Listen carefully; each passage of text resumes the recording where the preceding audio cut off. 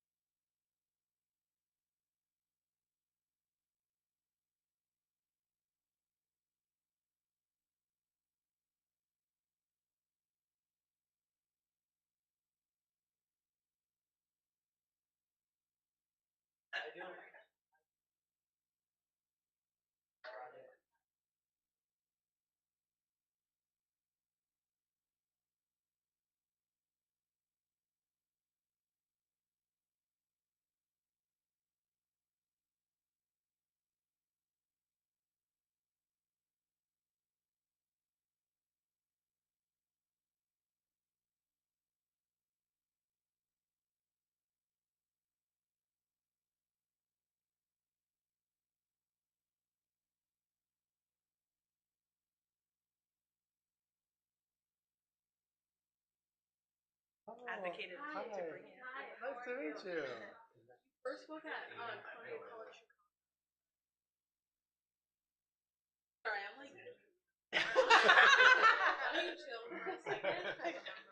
But yeah, I just So you heard me at Columbia College? yes, and then I Did you just go to had Columbia College? I did, and then I Oh. dropped out and I transferred here. Oh, cool.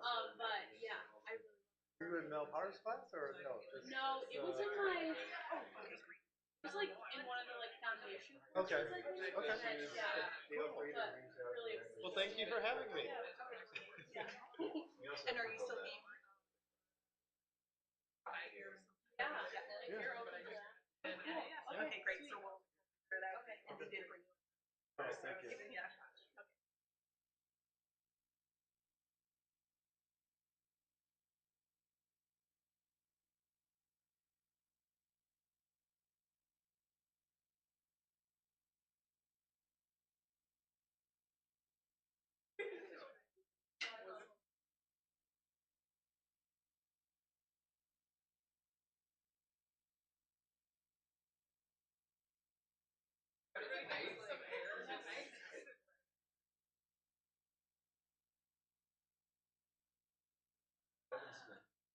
Um,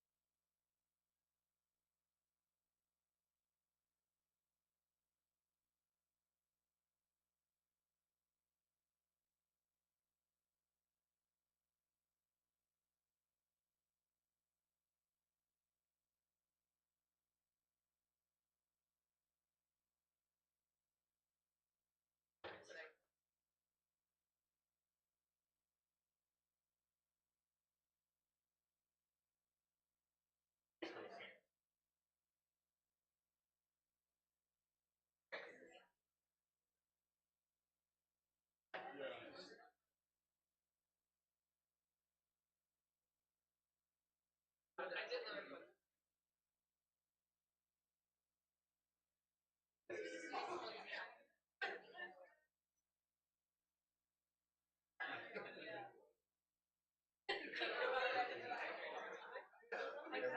some vibe stuff in there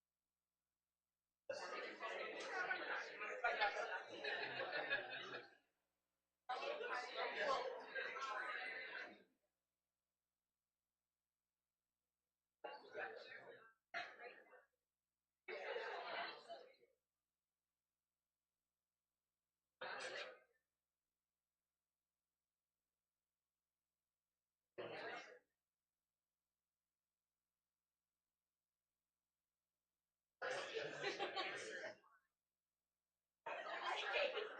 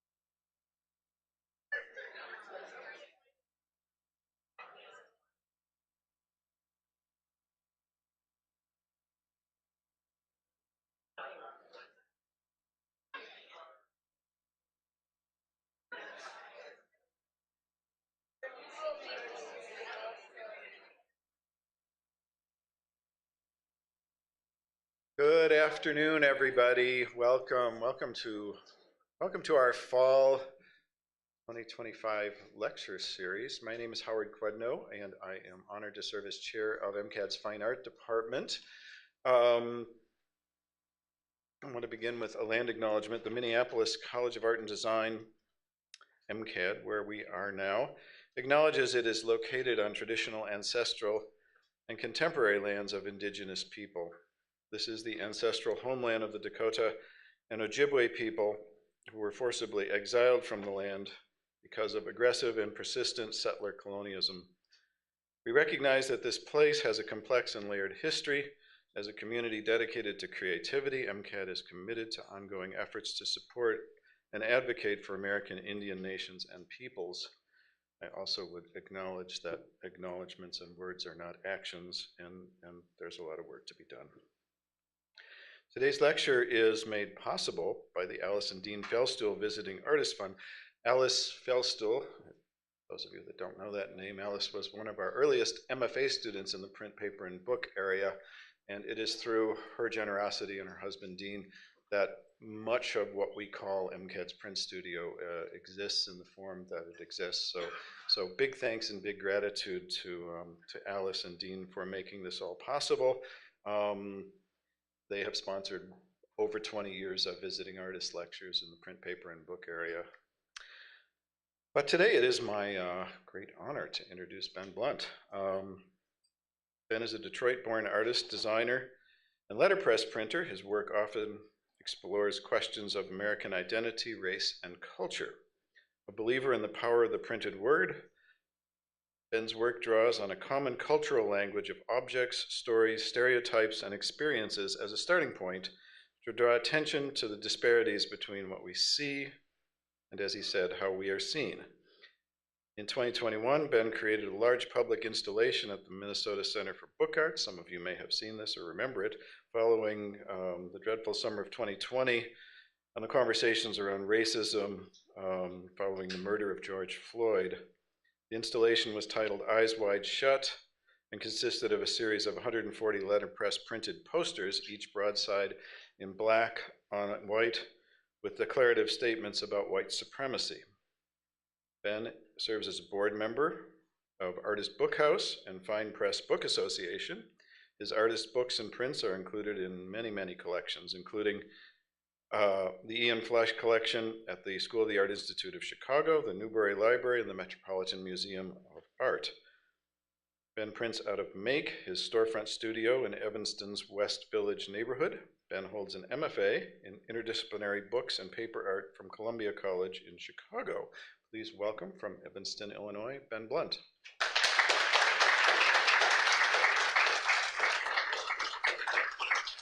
Thank you. Thank you, Howard. Thank you for having me, Howard, Natasha, Aaron, Sophia, Keisha, Jax, Gabriel, everyone who helped coordinate and bring me here. I'm really excited to be here. I don't know if you've been on the internet lately, but there's a lot of crazy stuff happening in the world, and so it's good to be in community with people and talk about ideas and creative things. So I'm really excited to take off work and come hang out with you for a little while.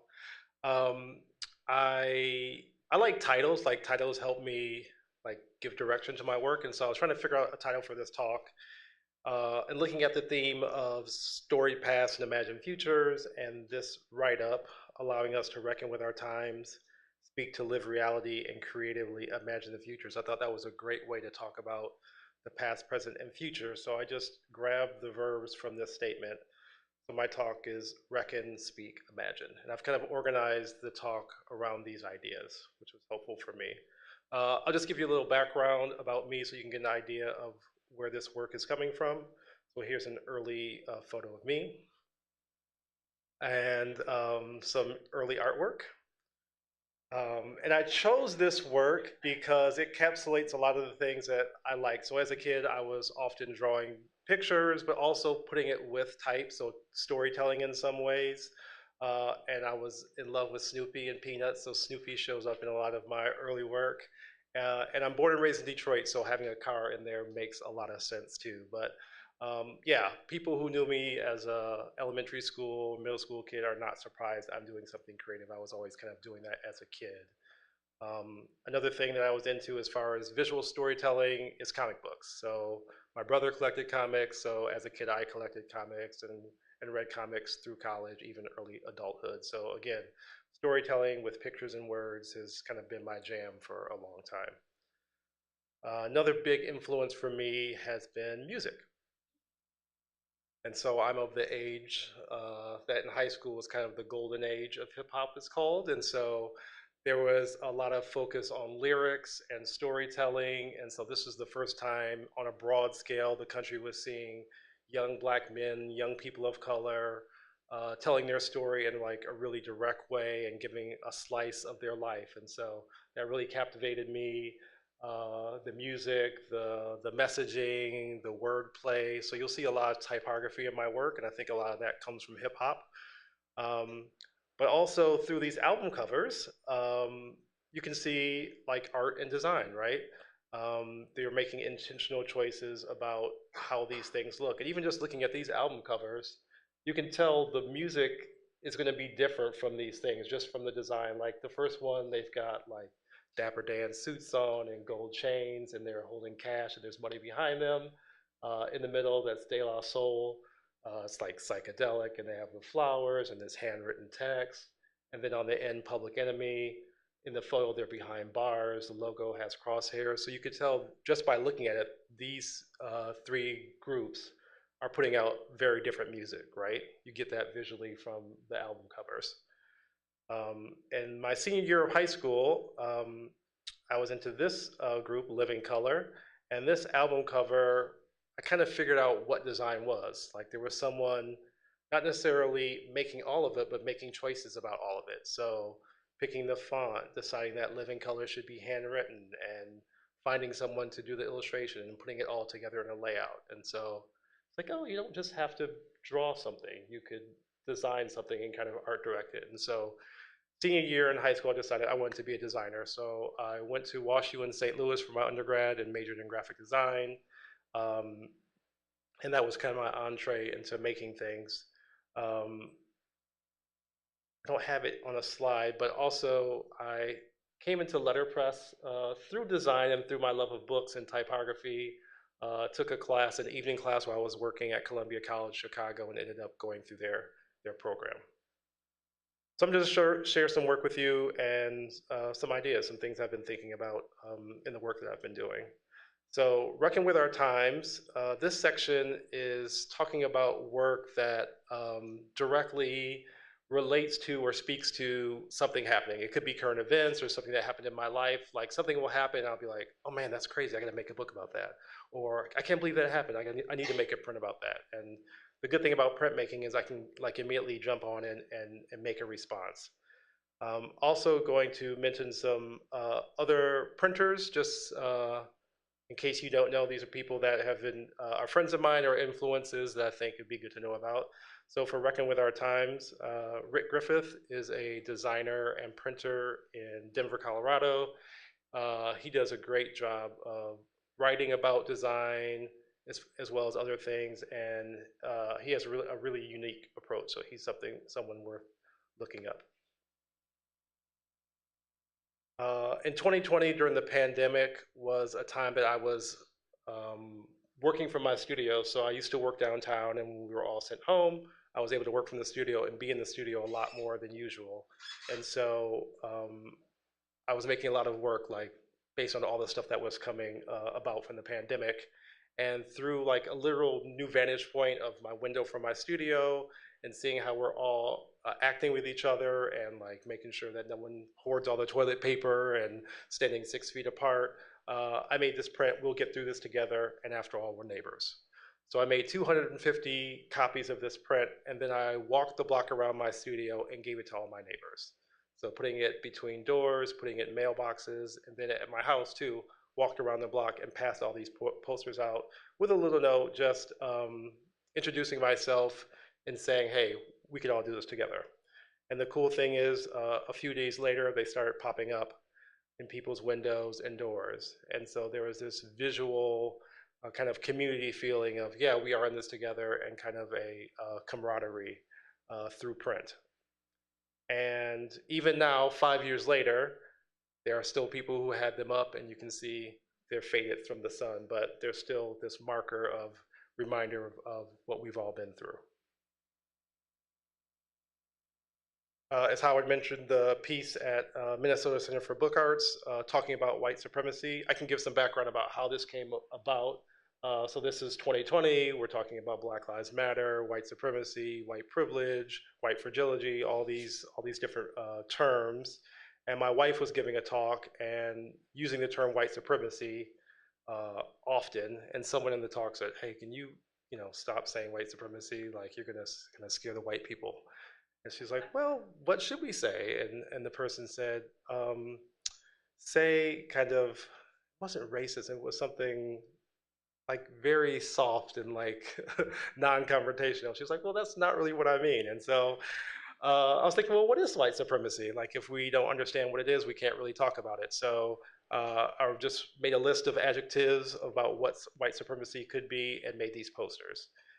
And we talk about how it feels, that it can be traumatic or devastating, or that it's not always unintentional bias, it can be nurtured or even calculated. The whole idea is ridiculous, it's laughable, it's an asinine. And then some more kind of current words like trending or the new black. So I think there are 15 or 18 different phrases, printed multiple copies, and during the pandemic when the MCBA was closed, we put them on the windows facing the street. So here's the complete installation. So people can walk by and look at these phrases and kind of take in the conversation. And there is a blank one as well that says white supremacy is, where it's a place for not only the I to rest, but someone to kind of fill in the blank with their own idea of what white supremacy is or could be. This is actually the second iteration of this piece. The first time I did it was in Evanston in a group show, and it was an interior room in a larger space. So outside of it was black, and you'd have to go inside of the room to see the posters.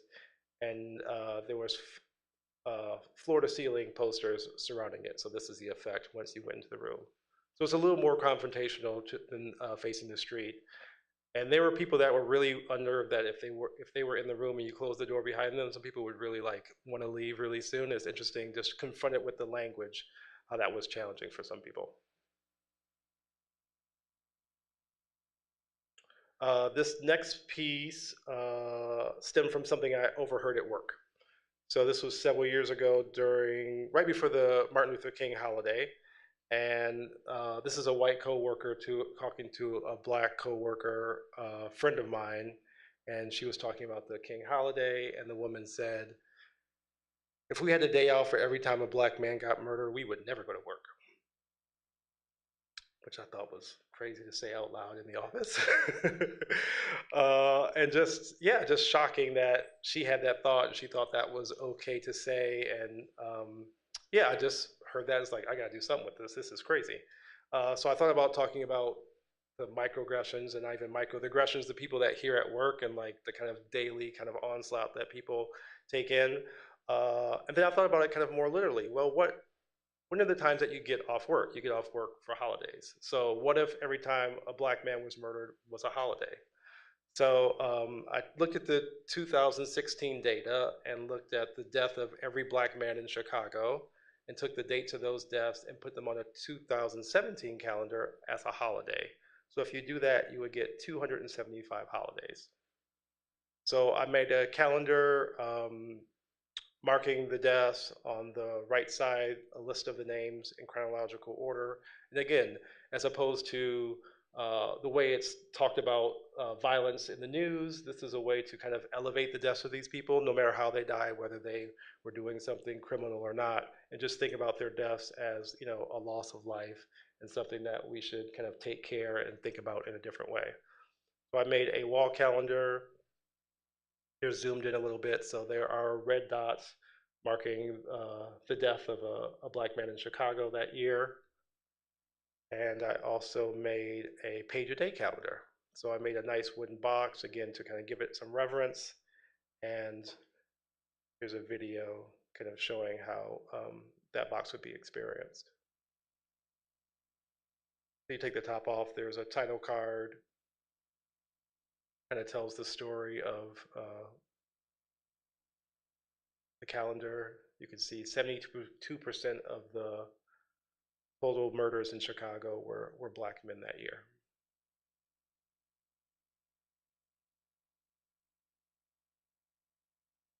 And I think August 8th was the day that the most men were killed.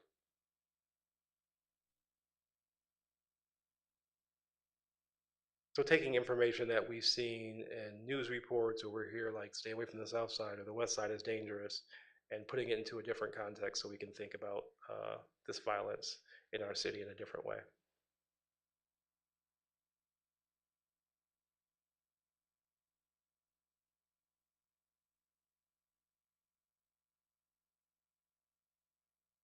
This is a map of the newly redistricted Texas map.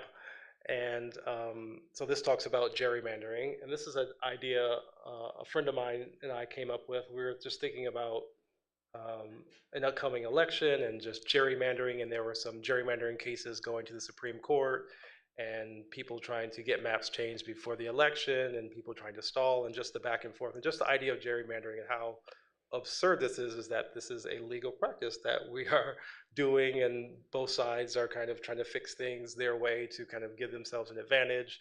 And how do we talk about that in a way that is interesting or compelling?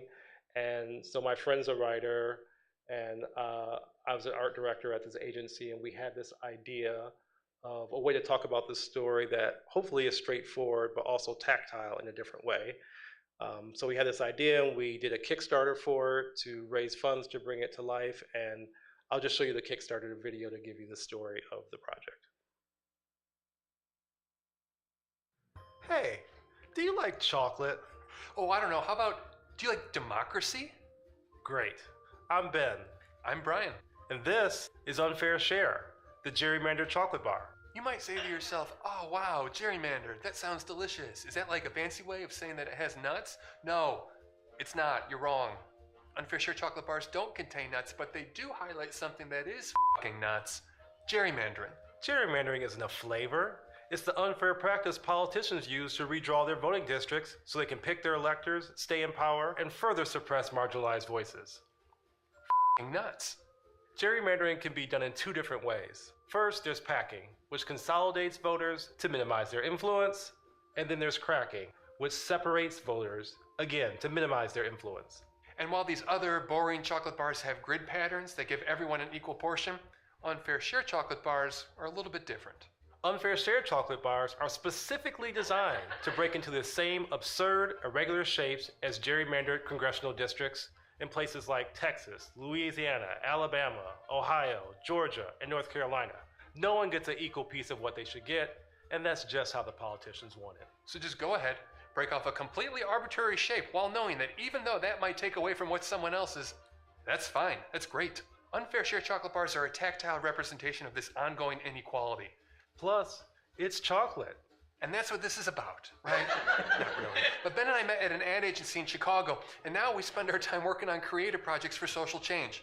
So Ben here, he's an artist, he's a designer, he's a letterpress printer. He lives just north of Chicago, and he designed the art found on the Unfair Share chocolate bar packaging right in this studio. His prints have been collected by university libraries, the Chicago Field Museum, and even the Met in New York City. You heard of that? And this is Brian. He's a writer and storyteller from Chicago that now lives in LA. His work's been featured on the Moth Podcast, Rainn Wilson's Soul Pancake, and TED.com. He's super charming, he's modest, he's tall, and he wrote the script. Your donation helps us get funding for molds, for packaging, for chocolate, for marketing, like everything, really. So thanks for watching, thanks for donating. You can find a tier of offerings on the homepage. And if you care about democracy or even just chocolate, please help us share this campaign Fairly. Thank you. So we did it. We put the video up and we got a great response. We blew past our goal. I think we over double what we asked for, we got. And so we found someone right outside of Detroit that helped us learn about chocolate. We had molds made and we made hundreds and hundreds of chocolate bars. The packaging is letterpress printed by my buddy Genghis Kern in Denver. And this is the real bar. So we fulfilled the Kickstarter and bought extra bars and put up a website. And so we're selling the bars online and working with organizations that are like really doing the hard work on the ground to fight gerrymandering. So we donate some proceeds to these organizations or we sell them to them at a discount so they can use them for whatever purposes. So this kind of work where I'm seeing something in the world, whether it's like a current events or some idea that's talked about in kind of a strange way that just bugs me, that's how a lot of my work is. Like I do feel like called to make this work, and people like printmakers who own the means of production and could go home to their presses or go to their studios and presses and like make something, put it out in the world. I think that's a really powerful thing, and so I kind of take that as a responsibility. When I think of my work that way, I think of this quote that I really love from Toni Morrison, that there are certain times where things are happening, and if you can, it's your opportunity to get out there and go to work. I love the last line: "We speak, we write, we do language." Next is speak to lived reality. I think that was alluding to the present tense in the larger thematic idea of the show. But for me, I was thinking the lived reality for a lot of people is fear and working through fear, especially creative people. Like you have an idea for something and you're wondering, are people gonna like this? Like, is this worth my time? I'm gonna buy all these supplies and make this thing and like no one's gonna buy it or no one's gonna like it. Or you have this idea like, oh, I have this idea for a novel, it'll be great, but can I really pull this off? There's just the constant like pushing against your own limitations or thinking what other people will say, or you do something you think is cool, but you don't want to post it because you don't want it to get no likes, right? Like this idea of like pushing past this fear and really going for it. So I feel like and even if you are making work, are you making it consistently? Are you carving out the time and pushing through? Everyone's busy, everyone has things to do, but I do think a lot of times it's fear that keeps us from doing those things that we really want to do. So most of my work, or a lot of my work, is that kind of first section, and that's what I show a lot. But also notice that I do a lot of work that's kind of like, you can do it, like trying to be just encouraging to people and encouraging to me. And so I'm going to just show you a little bit of that work. For this section, the printer I'm showing is Amos Kennedy, someone who really embodies that. He's a letterpress printer out of Detroit. If you don't know Amos, you must look him up. Yeah, the way he lives is very bold. He puts powerful messages on paper, speaks his mind, and to me, he not only his work, but he kind of embodies this idea. So sometimes it's just really simple, like phrases, again, that are encouraging or reminders, or could be mantras to like, do your thing, like that thing that's inside you, we all need to see it and do it. This one, I think you've thought long enough. A friend of mine said this to me. We were living in Chicago. My family moved to Detroit and got them settled. And I still was working in Chicago and going back and forth on weekends looking for a job in Detroit. And I did this weekend after weekend for like 2.5 years. I could not find a job. And so I'm talking to my friend about, yeah, this is so hard. And I was thinking about, should I just leave Chicago and just come here? And should I do this and do this, all these plans? He's like, you've been doing this for 2.5 years. I think you've thought long enough. It's like, let's get this going. So I was like, that was just so succinct and powerful to me. So I went and printed it. And I've printed this saying more than once. And the second time someone said something like that to me was Amos. The first time I met Amos was in graduate school. He came to Columbia for a workshop. And the way he works is very,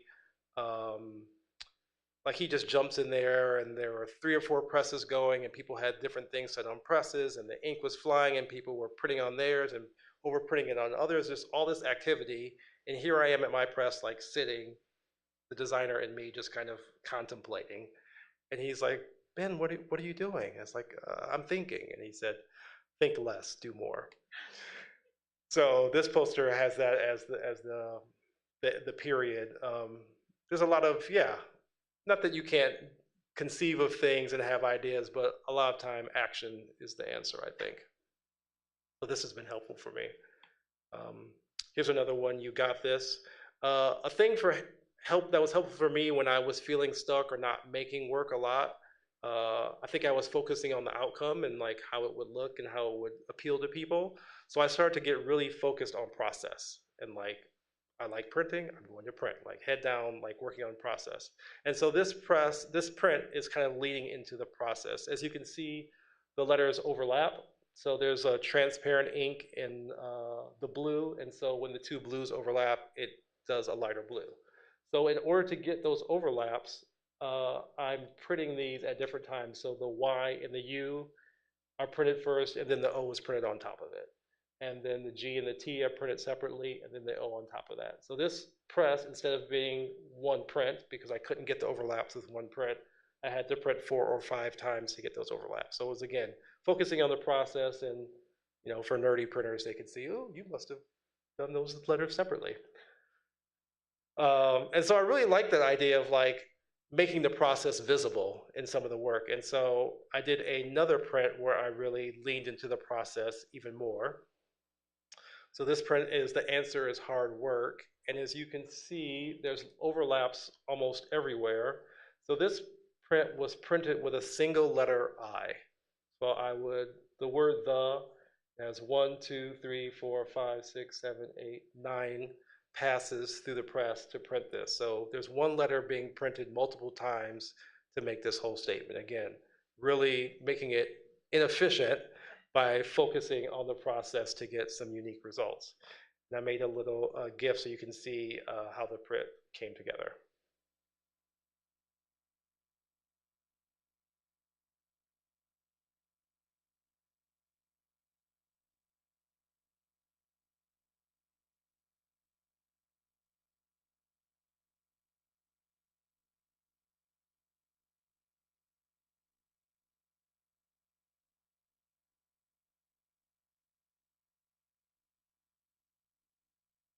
So it's kind of a meditation on process.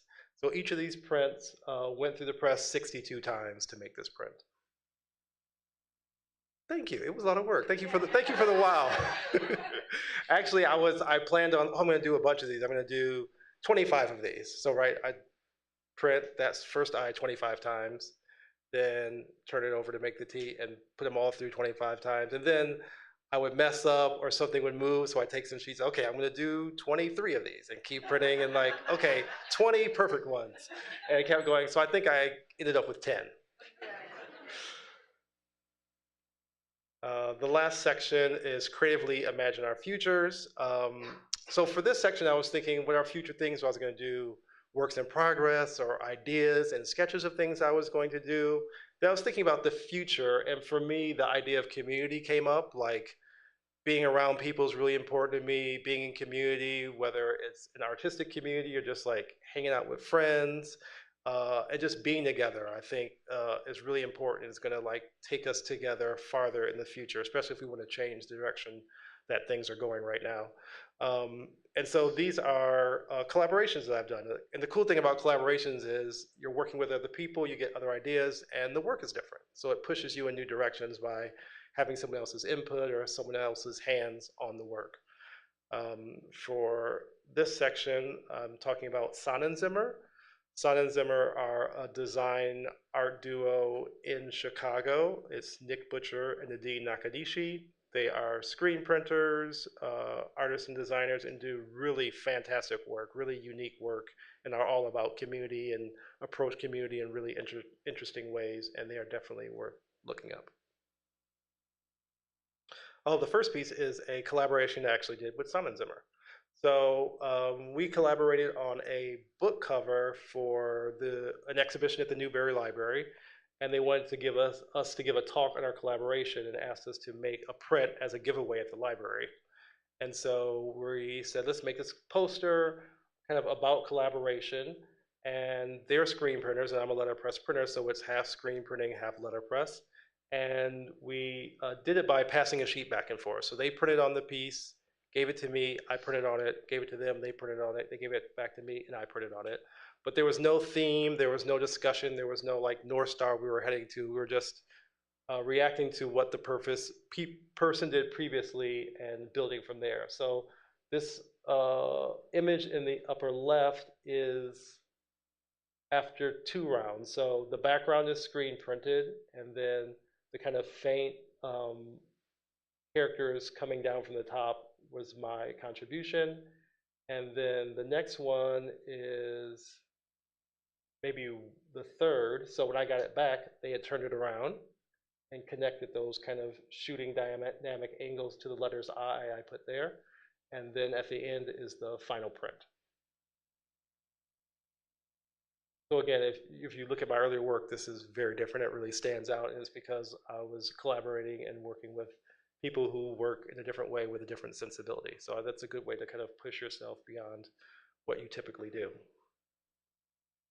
The next collaboration is a design project. It was kind of a dream team of people. Do you know Adrienne Marie Brown? Anybody familiar with this person? Emergent Strategies, Pleasure Activism.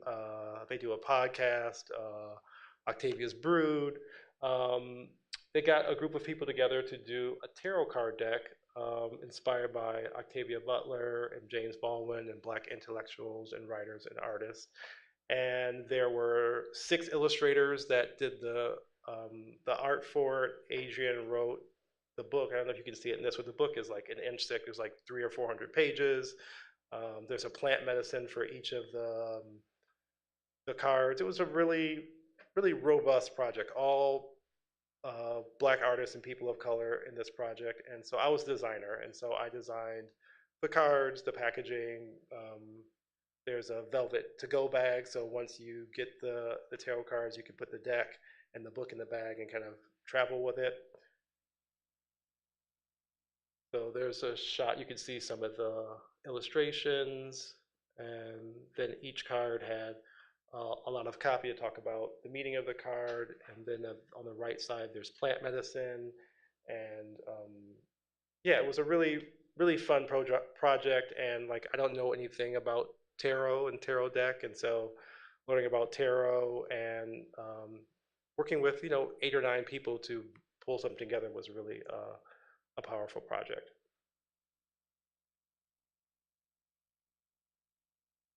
My last piece is, okay, this one is cheating. So this one isn't a collaboration. But this is the first thing I thought of when I thought of future. It's the latest book I made, and it's about the present and the future. I was like, oh, I have to show this book. And so I kind of twisted things at the end. This is a book I did for the Bainbridge Island Museum of Art. They commissioned a book. They were doing a show about passports, and it will work inspired by passports that talk about migration, whether it's a real migration, an imagined migration. It could be like a personal migration, or you moving from one state to another state in any way that you like, but they wanted to reference passports. So this is the book I made called Passportal, and it's inspired by this letter on the right-hand side. This is a handwritten letter from my great aunt, who told the story of my family's actual migration from Arkansas to Indian Territory in 1900. So they're traveling across the country in like a wagon and horses, and the story of them traveling across the country to get to Indian Territory. So that photo is the actual photo of my great-grandfather. There's other elements that are kind of faux documents, stamps, and labels. So the first interior spread is the letter. So it tells the story of them traveling. My favorite part is towards the end of the letter, they talk about stopping over for the night, and in the night, a white man came to their camp and stole their horse. And so they wake up and call the marshal and go after him. And the last line is, this Peckerwood misjudged your grandfather. He did not know he was a Bryant. So they went after this guy and actually got their horse back, because like a black man getting a horse back that was stolen from a white man, I was shocked in 1900, but because it was in Indian Territory, the rules were a bit different. So he was able to kind of petition the law and actually get his horse back. So to go along with this, I wrote a parallel kind of Afrofuturist story of our family moving from Oklahoma to Michigan to be near water for a water crisis. So this is takes place in the year 2150, and I imagined, as opposed to horses, maybe they're kind of doing on motorbikes, kind of like Mad Max, and traveling across the country, and something that could be possible. Being by Great Lakes could be really a benefit in the next 100 or so years. We're not really sure. And so for this one, I took a bad passport photo of my daughter and stuck it on there and kind of reimagined the map. And so kind of a passport and a portal from history to something in the future. And this, the book had a wrapper around it that held everything together. I started out with my, with hip hop being such an influence in me, so I wanted to kind of bookend it by ending on some hip hop. Just the way I'm working, I'm talking about things that I see in the world, politics and current events, and some of them are really challenging ideas. But some of it, like you dig into the depth, you find these beautiful parts of the story. And so I'm going to end with a quote from the RZA. Life is beautiful, life is ugly at times, and we're expressing both sides of that. Thank you.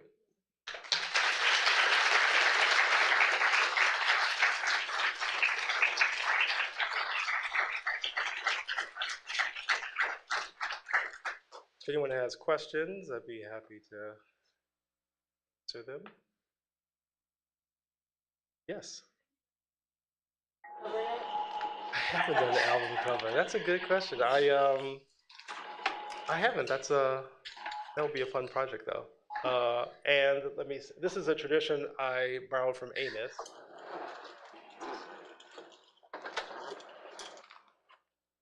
The first person who asks a question gets a print. So. Kiss God!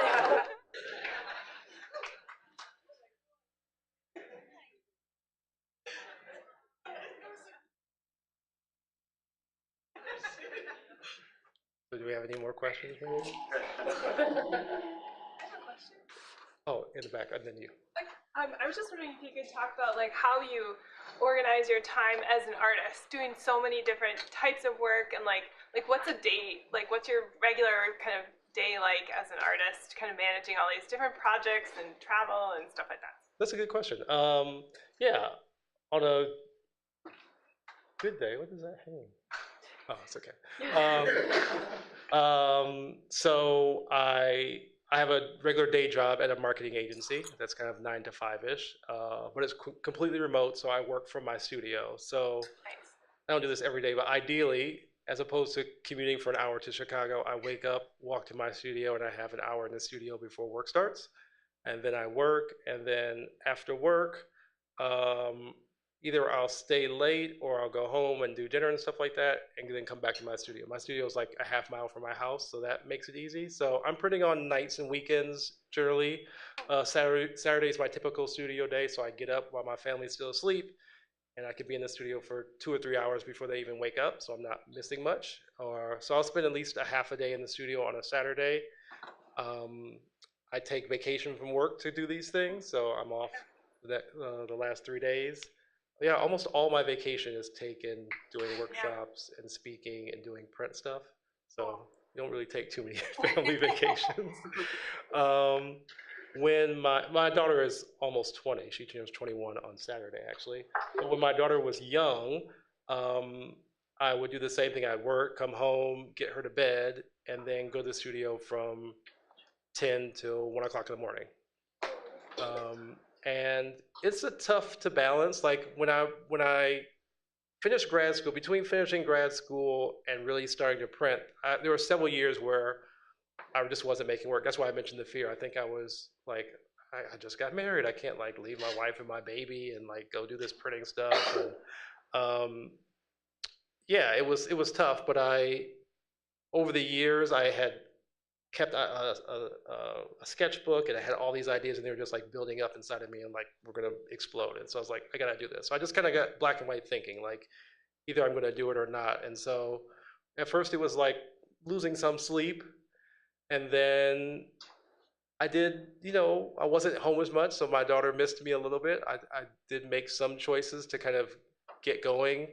Um, yeah, I'm busy, but the thing is, I love to print, and so I don't feel like, oh, now I gotta go back to the studio. So it's not that hard to do. It's really energizing, and so that was something I didn't realize, because people that I work with are like, "How are you doing all this stuff?" Like, I'm tired after work. Like, how do you do both? And so once I started doing, I didn't realize that the print part of my practice is really energizing and is not hard to do. Thank you. So, yeah, I make hard choices. Like I watch less TV than I used to watch. Like you have to like find the time somewhere and just like decide to do it to some extent. Someone had their hand here, and then I'm gonna come to you. In the back, did you still have a question? Or in the middle, right there by the door? Maybe not. Okay, Oh, right. So my question was, sorry. it's okay. My question was about the chocolate. Why did you choose chocolate? I can't remember how we came up with this. I was working, and my buddy was in town from LA, and he just came to the studio, and we're just kicking around ideas. And I had this idea of a chocolate bar, and I'm like, a bar is just like, there's different ingredients, but there's like only 4 or 5 ingredients that they put in chocolate bars. So it's all branding to me. It's like, what's a story or what's something that could be done that's interesting with a chocolate bar? And I don't know, somehow we came up with gerrymandering, and that the way it breaks, and it just was like a clear thing, and we ran it by people like you, and they got it right away. And that let us know we were onto something. And then it took us months to like decide to sit down and do it, and a lot of design iterations trying to figure it out. And then we found one chocolate person that had to switch to another one, and figuring out the kind of business side of making a chocolate bar was hard. But yeah, we always kick around ideas and like, what if this, and wouldn't this be funny, and wouldn't this be interesting? So like always kind of thinking and iterating. Here and then here. I was just wondering, typically when you're working on like a print series, about how long does it take you to do each series, like actively working on it? Yeah, I typically work in, I think of like a half day or a day, so like 4-hour blocks. A lot of times I'll come in and do, I guess it depends on the series, but yeah, it seems like it's 3-4 hour blocks to do a lot of things. It's faster once the idea is set. A lot of times I have a rough idea of what I want to do, or I have the language I want, and then I'll go into the studio and start pulling type. So I don't do a lot of like tight sketches. I don't do layouts on computers. I just kind of figure it out with the type on the page, and then when I like it, I move it to the press and print it. When I have things that are deadlines, like someone wants 200 prints of something, I'll figure it out in the time and then go to the studio at night, turn on the music, and like crank it out. So I think of kind of half-day time blocks usually. Sorry. Yes. Also about the chocolate bar. Was this in any way inspired by Tony's Chocolate Lonely? It wasn't, but I did know Tony's. And actually, when our bar came out, someone from Tony's contacted us. And I'm like, ooh, this is cool. And she just wanted to talk and find out what we're doing. So if anyone doesn't know, Tony's Chocolate Lonely is like a really thick chocolate bar that has these angular sections, and they're big about like cruelty-free, slavery-free chocolate, and probably the only ones maybe in the world that are really doing their chocolate in a very ethical way. We talked and tried to figure out how we could work together. I don't know if it's promotion or I don't know. So we haven't done anything with them. It wasn't inspired by them, but they are doing something similar, but not as directly about the way the bar breaks. Also, I'm from Wilmot, so it's really cool to see someone from Evanston. Oh, thanks. Oh, cool. In the back, I know you had your head up for a while. For all of your collaborative pieces, how do you usually make those connections, or do those artists usually come to you with ideas?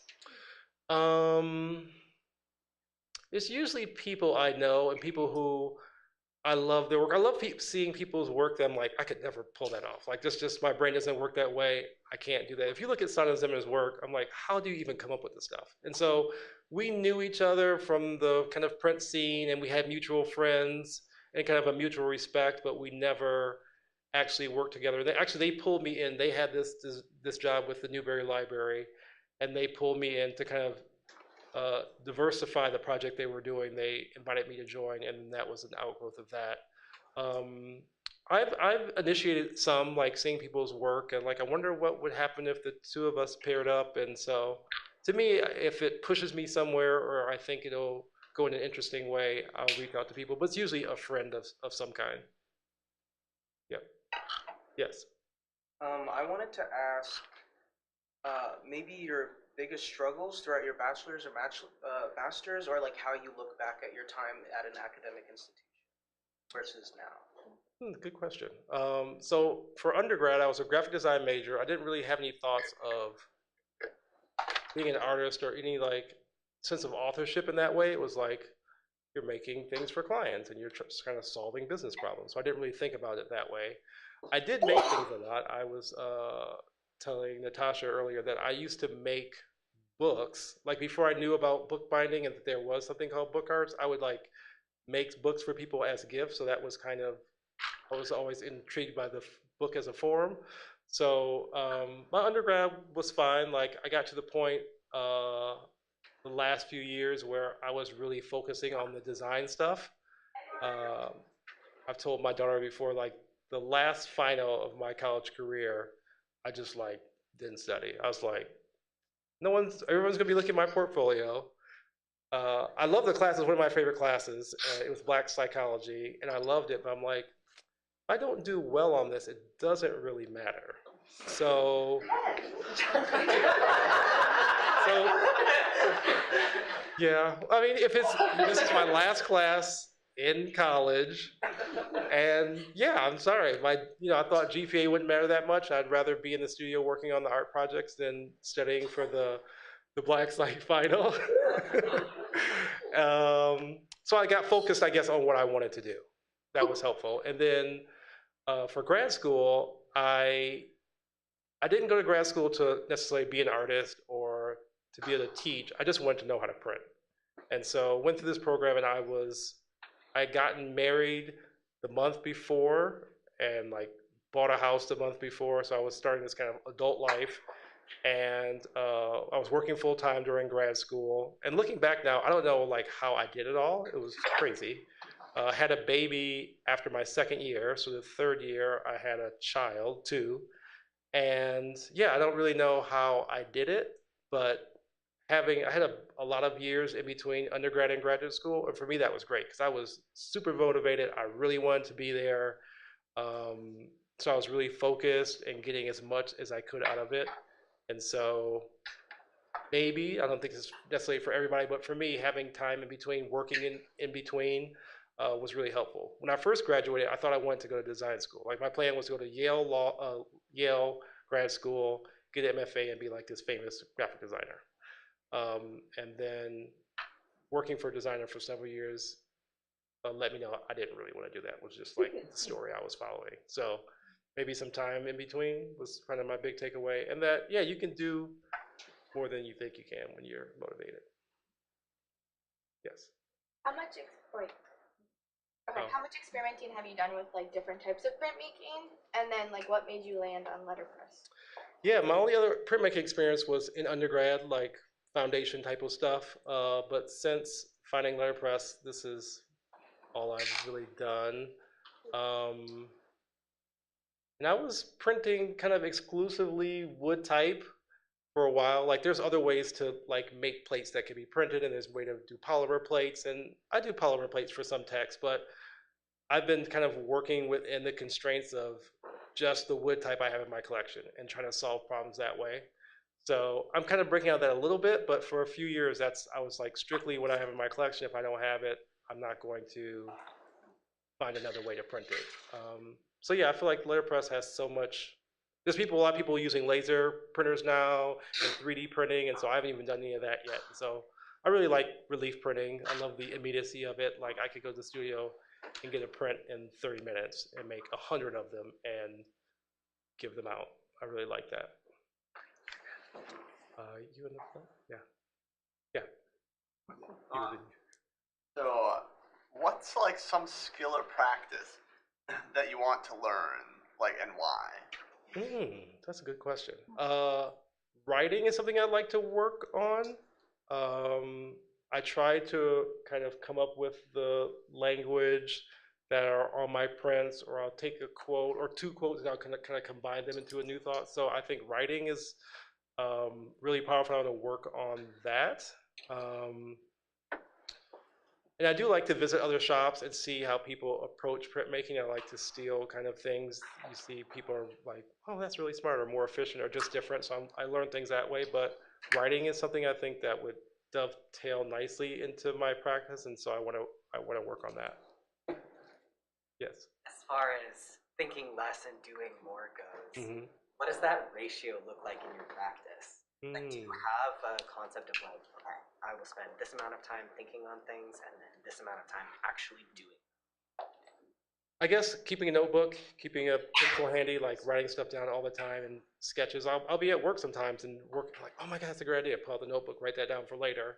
I've done some things as far as give myself time limits when I'm in the studio. So like on a Saturday, I'll get there, I'm like, I'm going to print today. Even if I don't know what I'm going to print, I'm like, today when I leave at 1 o'clock, something will be printed. And that makes me choose faster. It makes me get on the press and start fidgeting less. I think it's coming from, as a designer, like making everything pixel perfect and really I found that is less fun for me to agonize over every little detail. And especially for letterpress, people love a mistake. People love, it's like when it's not fully inked or this off, or even like typos. I'm like, oh, this is a typo. Oh, I want the typo. It's amazing that people want to see the mark of the hand, right? And the mark of the maker. And so I do that by giving myself kind of time limits by, like I said, sketching a little bit and then figuring it out on press. And that's with my hands and my eyes and doing it that way. So taking that approach has been helpful. In the past, you mix a color, right? A certain blue that I like, and then let's say I didn't mix enough ink, I'm like trying to match that perfectly. Now I'll print some and it's a little off, I'll start just tweaking it along the way. So I'm printing 100 of them, and the first 50 are slightly different than the other 50, and again, only I'm going to know, and before I would never give myself that grace. So just making the process of it makes it go faster, but again, it's because it's more fun that way. Yeah. Yes. Kind of building off of that, what's your ideation process like? Like from idea and putting that onto a sketchbook to when you're in the studio and actually starting it? Yeah, I make sketches. I have a few notebooks. Like I have a few notebooks. I always use a pen so I don't erase a lot. I try to do lots of sketches quickly, rough ideas out. If I think something's really good or really funny, I always run it by my wife. And she's a bolder person to me, so sometimes she's like, "Oh, you can go harder than that," and so I'll listen to that. But yeah, I don't know. I've never had like a dry spell or anything, so if I need inspiration, I figure, oh, I haven't been reading enough, or I try not to look at, like if I'm doing a design, I try not to look at design for inspiration for design. I'll try to look at something similar. So for me, fashion is a good inspiration because fashion deals with color, proportions, composition, but it's not, you're looking at someone else's design style. So just taking in more information, going to the museum, like does it for me. Go to the museum, I'm like buzzing, like with ideas. And so, yeah, if I can't think of anything or if I feel stuck, I feel like I need more inputs as opposed to trying to be clever and come up with stuff out of my brain. Like I need more input so I can put something else new out there. That answered your question. I know you said that you're like on the board of the Artist Book House in Chicago. Mm-hmm. What do you hope that institution does for Chicago and Evanston?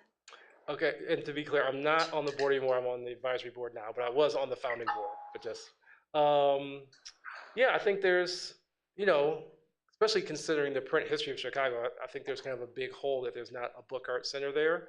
And so hopefully they can grow it. They have bought a building in the last year. They have some presses donated, but they still need to raise money to kind of make it a functional center. But just have people, access this equipment is, they're not making new stuff. It's expensive. And so having community print shops, I think, is really important for people to have places to print. And there are a few places in Chicago, but Artist Book House has the potential to be bigger, and they're thinking beyond just print. They're thinking about the book and everything that's related, so writing as well. And yeah, I just think it could. I think the area needs it, a place that people could travel to and maybe do a residency and stay in Chicago and print. And so hopefully it grows to be like MCBA or something similar to that. I think that's the aspiration. Yes. Did you give your coworker a copy of that calendar? I don't really know if she knows that I'm going around the country talking about this crazy thing that she said. No, I didn't. That's funny. Yeah, I don't know if I'm guessing she doesn't know that it exists, I guess. Yes. You still work with her? I don't. We work, different places. Okay. And one outgrowth of that project I'll mention. So, doing the research, there used to be a database of all the murders in Chicago, and so I'm clicking through all of them and reading. I need to make sure it's a black man for this project, and it was like a lot reading about how all these people died, and it was tough to kind of take all this stuff in. And then, if it was a woman, I felt like I was like, nope. And just like pushing them to the side, so I felt bad that I wasn't including them. I noticed that a lot of the women were killed because of their connection to their partner or intimate partner violence. So it was like the men were getting these women killed, but this project wasn't talking about them at all. So I felt really it was tough to do this research. And my wife kind of took up the charge and made a quilt kind of highlighting the women who were killed that year, which was really powerful, I thought. So kind of taking this and moving it into a different form, I thought was pretty cool. Yes? Where do you find all of your research, news, media, etc. for your projects? Yeah, just regular cable TV, like CNN type, MSNBC type stuff, or New York Times. Lately, to be honest, I haven't been taking in all the stuff, just kind of for my sanity.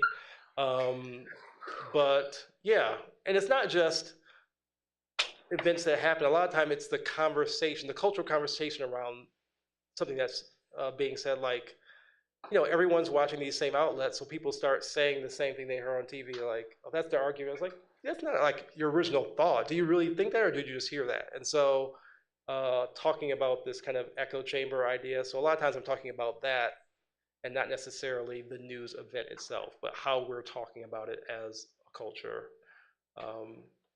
But yeah, I just kind of let it come to me. I'm going to sit down and watch the news and see what's going on. Yeah, something that really hits me hard. It kind of jumps out, it picks me. Hi, Erin. Hi, you've mentioned your spouse, I think 3 times. Yeah. Can you talk a little bit about the living in a creative household and collaborating or taking inspiration from your lives together? Sure, that's a good question. Yeah, my wife is a clinical psychologist, and in the last few years has started making work. Like the quilt that she made, it ended up being, she ended up holding quilting circles around the city. So she'd bring women together and some men to make quilt squares with the names of these women that died. So it's not a solitary practice for her, it's a community practice. And all the squares came together, ended up being a 9-foot by 9-foot quilt that she made. So that was kind of her first step into making things. And now she's caught the print bug, so she's a letterpress printer too. But it's a great person to kick ideas off of. Like, I run everything by her first. And also, when I said I was in grad school, she's a few years older than me, and so the plan was to have a child after I finished school. And she's like, I'm a little older than you, we might need to have this baby now. But I'm like, but I'm in school and I'm working. Like, I can't do that. And she's like, I know, like, we'll work it out. So having that conversation, her understanding and, carrying the load at home while I'm off printing in the middle of the night, like having that kind of understanding is, wildly helpful. And I couldn't have done it without that partnership. But it's great. There are times too where I'm like trying to be home more and do stuff, and she's like, you're a little grumpy. I feel like you need to go to the studio and go make something. So we're good at supporting each other's work. Yeah, she leans on my design sense sometimes for things, or like setting some type for her so that she can use it for something else. And so yeah, it's definitely a partnership, and it's really joyful to have someone to kind of do it with. And she's the kind of person who probably in not a different life, but different circumstances, she would have gotten to art earlier. But when she was younger, she just kind of stumbled along and kind of ended up what she was doing. So she kind of had that creative spark in her the whole time. And I think seeing me do the work just helped her like step in and do it. So it wasn't like it was a brand new thing for her. It was something that was kind of always in her. But just in general, like, the best advice I can give is to be careful about who you partner with. Like, just in general, like having who you decide to like move through with your life with is like a big decision that's going to influence everything. So, take care in that regard. It's not art advice, but it can help you in everything. Yeah, one more question in the back. Yeah, thanks for being here. First of all, this was a really great talk. Thank you. Thank you. My question is sort of about the projects that you showed today kind of exist in the public arena. Like, they're out there, right? It's like installation, public intervention, printed matter that people gather and hold, and sometimes in community. How have you considered or intersected with like the gallery world or the art world, or can you just talk about either your decision maybe consciously not to do that, or have there been times when you've been like pulled into that space but you're just not sort of presenting it today? That's a good question. I've had work in shows that people have had and invited me to, or I've applied to. So I've had some gallery shows. I think, like I said, my first entrance into grad school was like, I want to learn how to print. I like to do this. I like to make these messages. And so only fairly recently have I been smarter about, people like it when you sign your work and you number your work, and like professionalizing it in some way. And so my brain kind of wasn't there.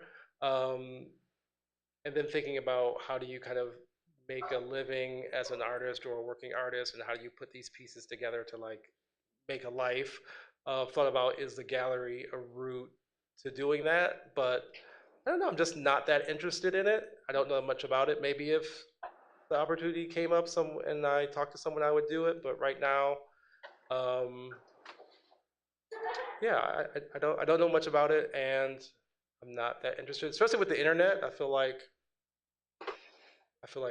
personal branding and being online could easily rival being in a gallery to some extent if you think about just monetary wise. I don't know. So that is more interesting to me right now, like how to get my work out there to a non-print letterpress audience in a way, because my work isn't all about the materiality, it's about what I'm saying as well too. So I've been thinking about that a little bit more. Thank you so much. Thank you.